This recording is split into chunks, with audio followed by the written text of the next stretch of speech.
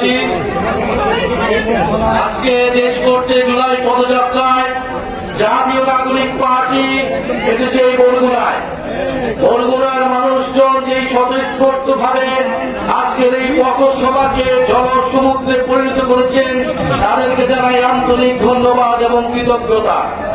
প্রিয় বরগুনাবাসী, আমরা জানি বরগুনাই দক্ষিণ উপকূলের একটি জেলা।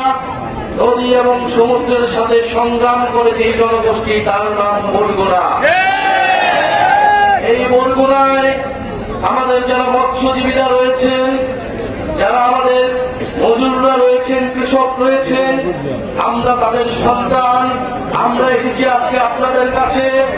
আমরা সেই তরুণ যারা জুলাই গণঅভ্যুত্থানে অংশ নিয়ে শেখ হাসিনাকে দেশ ছাড়া করেছিলাম। প্রিয় বরগুনাবাসী, আপনারা জানেন বিগত 16 বছর দেশে একটা ফ্যাসিস্ট সরকার ছিল। যেই সরকার দুর্নীতি, মাফিয়া বলত, গুম, মানবাধিকার হরণ সহ এমন কোন অপকর্ম নাই তারা করে নাই। সেই অপকর্ম থেকে বাংলাদেশকে মুক্তি দিতে, স্বৈরাচারকে মুক্তি দিতে দেশের ছাত্র তরুণরা রাজপথে নেমে এসেছিল। এই আপনাদের বরগুনার 10 জন মানুষ শহীদ হয়েছে, জাতীয় বীর তারা। তাদের কারণে আমরা আজকে নতুন স্বাধীনতা এবং মুক্তি লাভ পেয়েছি। আমরা সেই সকল শহীদদেরকে স্মরণ করছি শ্রদ্ধার সাথে। যারা আহত যোদ্ধা রয়েছে, যাদের গায়ে এখনো বুলেট রয়েছে, যাদের অঙ্গহানি হয়েছে, তাদের কারণে আমরা স্বাধীনতা পেয়েছি নতুন করে, তাদেরকেও আমরা স্মরণ করছি শ্রদ্ধার সাথে। প্রিয় বরগুনাবাসী, আমরা জানি অনেক লড়াই সংগ্রাম করে আপনাদের উপকূলে টিকে থাকতে হয়। দুর্যোগ এবং নদী ভাঙন সবকিছুকে উপেক্ষা করে বরগুনাবাসী লড়াই সংগ্রাম করে যায়। বরগুনাবাসীর দিকে কেউ তাকায় না। উন্নয়নের মূলা চলেও বরগুনা পর্যন্ত সেই উন্নয়ন কতটুকু এসেছে সেটা আপনারাই ভালো জানেন। প্রিয় বরগুনাবাসী, আমরা জানি এখানে জলবায়ু দুর্যোগ রয়েছে। বরগুনায় লবণাক্ত পানি কৃষির সমস্যা তৈরি করছে, সুপেয় পানির অভাব তৈরি করছে। বরগুনায় আমাদের জলবায়ু উদ্বাস্তু তৈরি হচ্ছে পুরা বাংলাদেশের। আমরা বলি যে আগামী দিনে বঙ্গোপসাগর হচ্ছে আমাদের ভবিষ্যৎ এবং সম্ভাবনার জায়গা। সেই জায়গায় বরগুনায় মতো উপকূলীয় অঞ্চলগুলোকে আমাদের শক্তিশালী ঘাঁটি হিসেবে গড়ে তুলতে হবে। জাতীয় নাগরিক পার্টি সেই জায়গা থেকে বরগুনাবাসীর প্রতি কমিটমেন্ট রাখছে। বরগুনার প্রতিটি নদী আমাদের রক্তধারা, বরগুনার জেলে মজুররা আমাদের পরম আত্মীয়।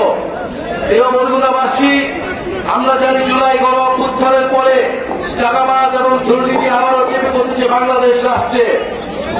আমরা বলেছিলাম যে চাঁদাবাজ এবং মাফিয়াদের যে সিস্টেম টিকিয়ে রাখে, সেই সিস্টেমে আমরা পতন চাই। কিন্তু দেখেছি যে সেই সিস্টেমকে আবারও টিকিয়ে রাখতে একটি দল, চাঁদাবাজ এবং দুর্নীতিকে প্রশ্রয় দিচ্ছে একটি দল। আপনারা কয়েকদিন আগে ঢাকায় দেখেছেন এই বরগুনা এলাকার সন্তান সোহাগকে কিভাবে বিভৎস ভাবে পাথর দিয়ে জনসম্মুখে সবার সামনে হত্যা করা হয়েছে। বরগুনাবাসীকে এই ধরনের সিস্টেম দেখতে চায়। বরগুনাবাসীকে এই পাথর বেড়ে হত্যার রাজনীতি দেখতে চায়। বরগুনাবাসীকে এই চাঁদাবাজি রাজনীতি দেখতে চায়। প্রিয় বরগুনাবাসী, আপনাদের সন্তানকে ঢাকা শহরে এইভাবে মেরে ফেলা হয়েছে। আপনারা তার প্রতিবাদ তৈরি করুন। আপনারা সেই দৃশ্য বাংলাদেশের প্রতিটি মানুষকে দেখান যে কিভাবে গণঅভ্যুত্থানের পরে হাজারো মানুষের রক্তের পরও এই সরকারের আইন শৃঙ্খলার ব্যর্থতা এবং একটা রাজনৈতিক দলের চাঁদাবাজদের সমর্থন দেওয়ার ফলে আপনাদের সন্তানকে কিভাবে পাথর মেরে হত্যা করা হয়েছে। প্রিয় বরগুনাবাসী, আমরা আপনাদের এলাকার সমস্যা নিয়ে কাজ করতে চাই, পরিবেশ বান্ধব উন্নয়ন করতে চাই। আমরা চাই এই বরগুনা নদী সমুদ্র রক্ষা হবে, উপকূল সুরক্ষা হবে এবং মানুষের স্বাস্থ্য এবং শিক্ষার সমস্যা দূর হবে। আপনাদের এলাকার সন্তান ফয়সাল মাহমুদ শান্ত জাতীয় নাগরিক পার্টিতে গুরুত্বপূর্ণ ভূমিকা পালন করছে। ছাত্র জীবনে জাতিবাদের বিরুদ্ধে লড়াই করেছে দীর্ঘদিন। আপনারা তার সাথে থাকবেন, তিনি আপনাদের সমস্যা নিয়ে কথা বলবেন। পরিশেষে আরেকটা কথা বলতে চাই, গণহত্যার বিচার এবং নতুন বাংলাদেশের জন্য আমরা সংস্কার চাই। আপনারা কি সংস্কার চান? সংস্কার ছাড়া আমরা নতুন বাংলাদেশ কখনোই পাব না। আমরা উচ্চকক্ষ চাই। আমরা চাই দুদক থেকে শুরু করে নির্বাচন কমিশন নিরপেক্ষভাবে নিয়োগ হবে। আমরা চাই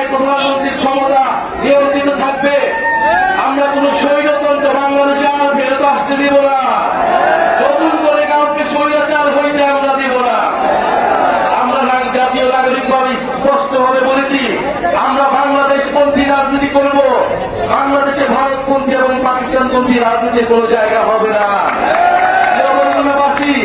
আমরা দেখেছি একটা দল ইতিহাসের এককালে পাকিস্তান পন্থীদের পুনর্বাসিত করেছিল বাংলাদেশে, এখন এই গণ অভ্যুত্থানের পরে তারা আবার মুজিববাদীদের পুনর্বাসিত করছে। আমরা স্পষ্টভাবে বলেছি যে বাংলাদেশে মুজিববাদীদের কোনো রাজনীতি হবে না, চাঁদাবাজদের কোনো রাজনীতির জায়গা হবে না। আপনারা তাই নতুন করে স্লোগান তুলবেন, চাঁদাবাজ আর দখলদার মুজিববাদের